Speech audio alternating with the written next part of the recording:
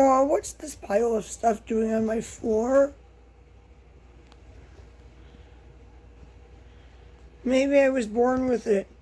Or maybe somebody who's moving out of their house in Humboldt County, California, gave it to me for free. So, I'm going to say a word, it's wussywig. And this means what you see is what you get to a computer programmer. Now I'm going to mention a Beastie Boys song called Sabotage, which uses the phrase, what you see you might not get. And by the way, Fish also occasionally covers that song. In fact, when the Beastie Boys died, Fish came on stage, announced to their audience the Beastie Boys died, and played Sabotage. So this video is a warning video for anybody preparing to move to Humboldt County, California to live here. Well, right before I started recording this video, I ripped my pants. So if you see my knee poking out of my ripped pants, I apologize. So, my boyfriend said that one of our friends who is moving out of their house had some stuff from their kitchen that he wanted to give to us. They didn't want it, didn't have room for it in their new house, didn't, want to pack it up or whatever. For whatever reason, there seems to be a problem with housing in Humboldt County, California. And so I told my boyfriend to put it on a blanket and put it on the ground so I could film it. So I have this cutting board with like rainbow edges that is very interesting. And all clear disinfecting wipes, some plastic cutlery, this big giant tea kettle. I don't know what's underneath it. Oh, that's cool. Well, this is just like really interesting. Like, this is like what happens when you're poor in California. People like flood you with stuff. Like, they flood you with stuff. Now I have a big blender, not just my magic bullet. And what is that, like a pressure cooker or a rice cooker or something? Like, this is really interesting. What is the most interesting thing in this collection of stuff is the cutting board with the rainbowed edges. I really like that. Like, that's really actually nice.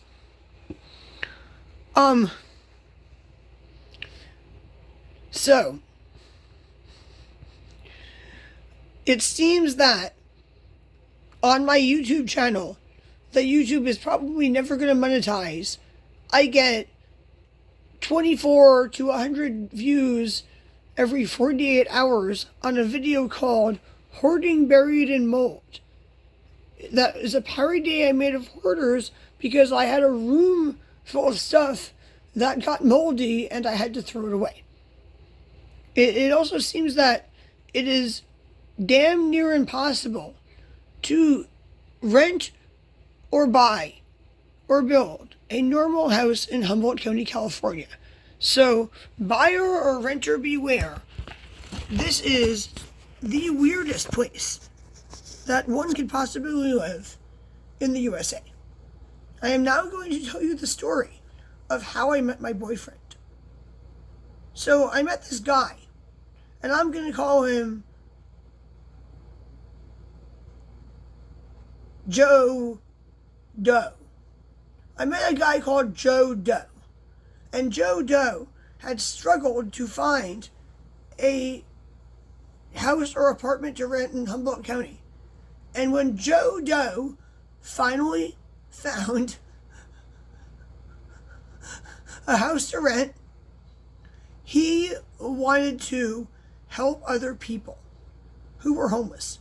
So he would go down to the Arcata Plaza and he would ask people if they were homeless, and if they said yes, or he would ask people if they had moved here and couldn't find housing and they said yes, he would invite them to stay at his house.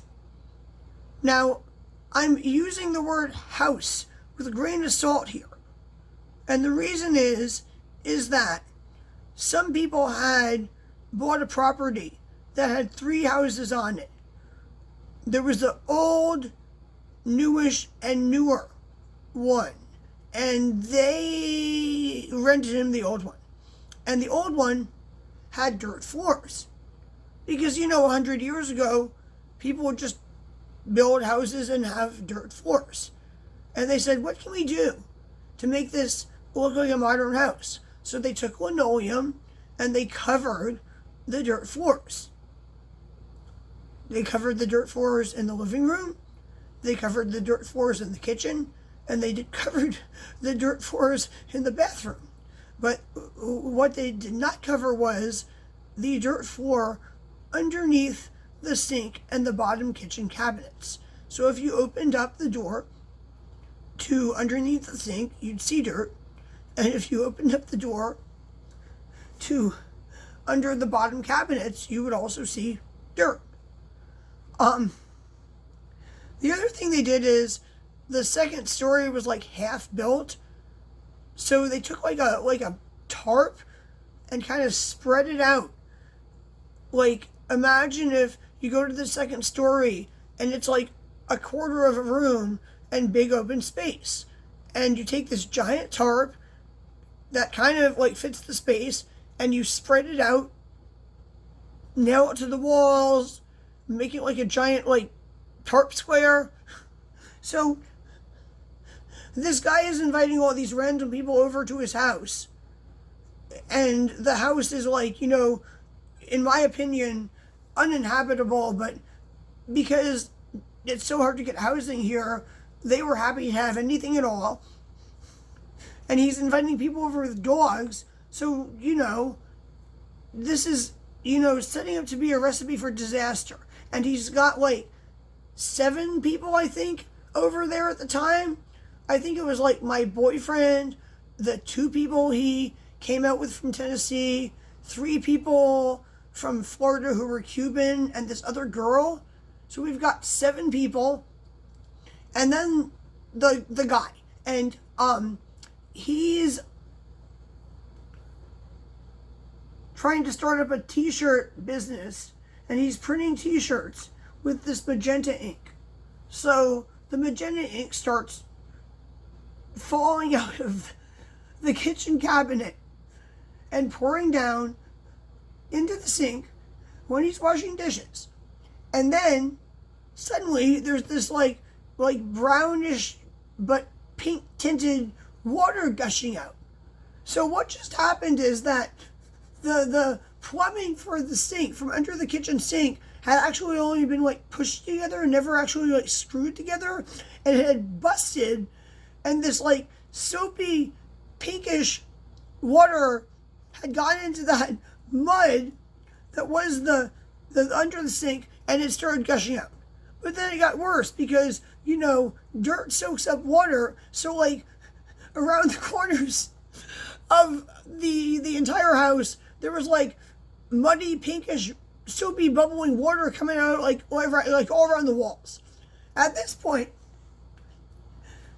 this guy calls me on the phone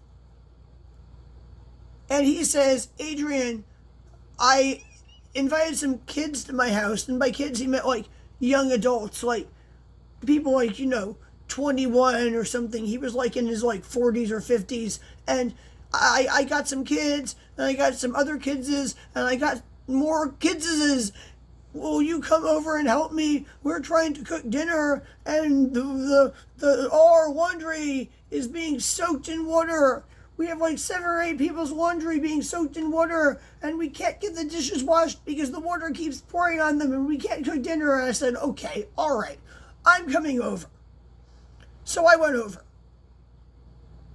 and I washed the dishes, but then the pink ink apparently had not been removed from the cabinet, and it came dripping down, so I washed the dishes again.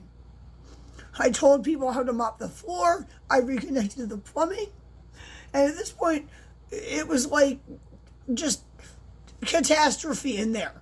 And they had this one big frying pan, and they had this like pile of food, and they're like, Adrienne, can you please cook this? And I did. I chopped it up, I cooked a meal, and they said, oh, this is the best meal I've ever had. Thank you so much. We're going to go upstairs and eat it. And then they went upstairs, and remember what I said about that tarp? Their dog ran right across the tarp, thinking it was just like the same as floor. And the dog goes crashing down. And this is just like getting worse and worse at this point. And at this point, the other people came back. The other 3 people came back home, and they said, what the hell? All of our laundry is soaking wet. What are we going to do? And at this point, my friend said, oh, okay, we're going to go to the laundromat. So we went to like every laundromat in Humboldt County, and they were all like, you know, full of people washing their laundry with like lines out the door of people waiting to wash their laundry.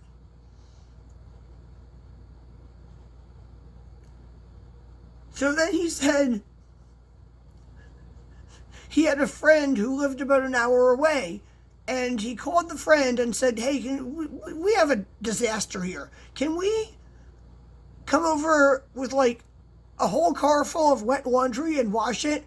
I had like 7 people staying at my house, and I also have my clothes, and the water poured all over the clothes, and they're all soaking wet. Can I come over to your house with a car full of soaking wet laundry and wash it? And his very, very, very nice friend said yes. And that very nice friend was named Kevin. And I'm telling you his name because he is dead. He died like a few months later, unfortunately. So my friend comes over, and he's got this car full of laundry. And then we went to his house. And when we went to his house, he said, we have to get more laundry, but there's a problem with the door. I said, what's the problem with the door? And he says, I think that those kids need to like come out and repair it with like this duct tape I got. And I said, okay, what's wrong with the door? So the door was like having issues with opening and closing. So this group of like 7 people came out, including the person who is now my current boyfriend, and they wrapped duct tape around the door, and finally got the door to close. So we get in the car, and he says, oh, Adrienne, I need to go back north for a little while. And I said, oh, that's cool. I have to get something from my house. So we get to my house, and he says, oh, Adrienne, I forgot to tell you, I got something for you. It's a shroom. I said, a shroom? Like, yeah, like a hallucinogenic mushroom. And he gave me this tiny little shroom. And he said, eat this. He said, you'll feel better, eat this shroom. And it was just like one little tiny shroom. And I have eaten handfuls of shrooms, so it didn't scare me, you know? I just put it in my mouth and ate it. But it turns out it was some like weird, rare, hybrid variety of shroom that was like extremely higher in psilocybin than a normal shroom. So we got some laundry from my house that I wanted to add to the load, and I got like, you know, a few supplies I would need for the trip. And I meant the trip to the friend's house, not the weird trip I ended up going on, because by the time we got to the gas station, I was like laughing my ass off uncontrollably from eating this one little shroom. So then, remember that duct tape door? He says, I need to stop for gas. We park at the gas station. I'm like, almost laughing uncontrollably, and he tries to open the door. Well, That didn't work out too well. The door did not open. And he struggled with it and struggled with it and struggled with it and finally went open. But then he couldn't get it closed. So then he gets out, pumps the gas into his car, and he's like struggling to close the door the whole time. And this is where it got ridiculous, because he got the door closed from the outside, but then he realized he couldn't open it again. So while I am just cackling my ass off, this guy tells me to roll down his back window. But the back seat and the trunk are like packed full of laundry, and he's a little bit chubby, so he has to like wiggle and squeeze his way over these bags and wet laundry and try to like weasel his way into the driver's seat. So he gets into the driver's seat, and when he tries to start the car, he taps the door with his foot and it flies open. And yet again, we're trying to close this door. I think we like finally got it closed and tied a rope, but it was like absolutely ridiculous. So we went to his friend's house, and we literally like spent 2 days there, like 2 days washing all this laundry. And then we brought it back to my house, and we vacuumed the floor in my living room, and we laid down blankets, and we got all of these like 6 or 7 people over there, and we dumped all the laundry like on these blankets, and we said, everybody find your clothes. So that is the absolutely bizarre story of how I met my boyfriend, because my boyfriend was one of the unfortunate house guests at this guy's house. And after this fiasco, my boyfriend said, I'm really trying to find a place to live in Humboldt, and I said he could live here. And he initially moved in with like his 2 friends. It was a guy and a girl that was gay, and then he moved out, but it didn't work out so well at the other place he moved into, where the homeowners washed the dishes by letting the dogs lick them and then using them. I kid you not.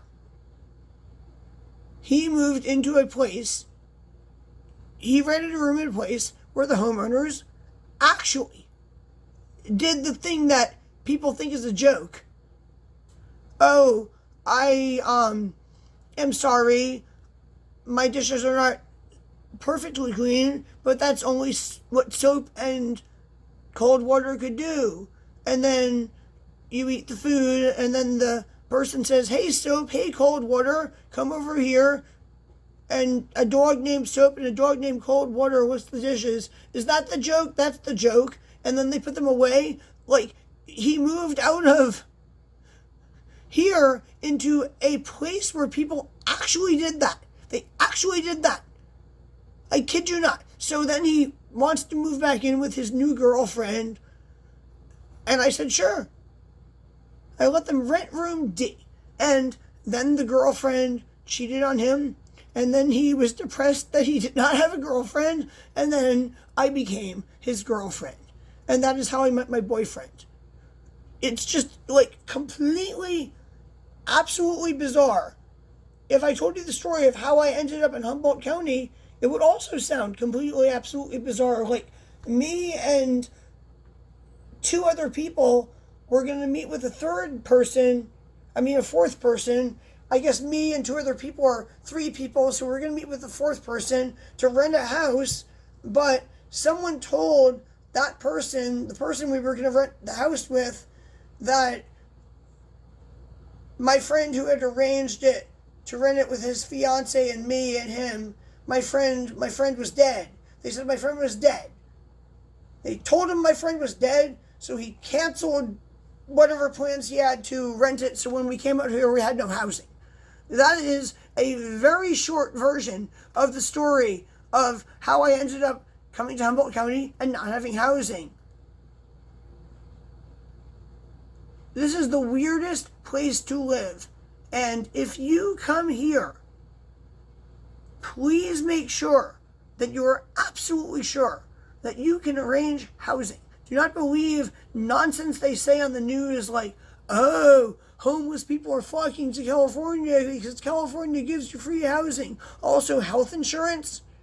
Like, they told me I would have to wait for 4 years on a waiting list to get a primary care physician. I had to go to Los Angeles to get a tooth pulled that didn't need to be pulled and pay out of pocket for it because Medi-Cal covers teeth being pulled, but most doctors won't accept it. Like, this is a weird place to live. So, if you come to California, you might be flooded with free items, ranging from food to physical items you might use in your house, such as a weird cutting board or some cleaning wipes or clothing. Like, perhaps one of your neighbors might give you a bag of over 100 silk shirts that they collected on their shopping spree while traveling around the world, going to every country that sells silk shirts. And they bought one as a souvenir in each country. And then they said, what can I do with this? What can I do with this? I'm going to give it to Adrienne Floreen. She's a YouTuber. You need to wear a different red shirt in each one of her videos. So I'm ending this video now. Oh wow, I got a new can opener. Interestingly, when I was pregnant and had to stay in Airbnbs because we were remodeling this house, every single Airbnb had a broken can opener, and I ended up buying numerous can openers and like carrying can openers around with me. Also fire alarms. I put my own fire alarm up in every Airbnb. Well, this is interesting, and this video is now ending. Bye, people.